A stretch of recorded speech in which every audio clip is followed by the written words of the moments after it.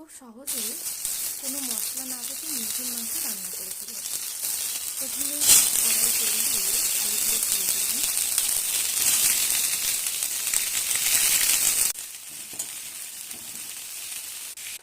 তারপরে হলুদ, সামান্য নুন দিয়ে দিলাম।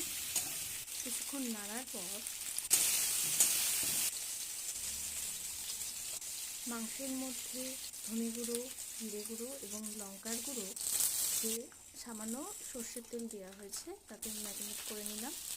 এবার কড়াইয়ের মধ্যে সামান্য তেল দিয়ে রসুন, তেজপাতা এবং পেঁয়াজ দিয়ে সেটাকে কিছুক্ষণ ভেজে নেওয়ার পর ম্যারিনেট করে রাখা মাংসকে কড়াইয়ে দিয়ে দিলাম।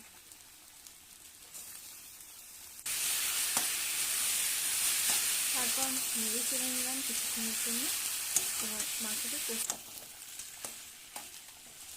সামান্য আবার নেড়ে নিলাম। তারপর আলুগুলো আস্তে আস্তে দিয়ে দিলাম।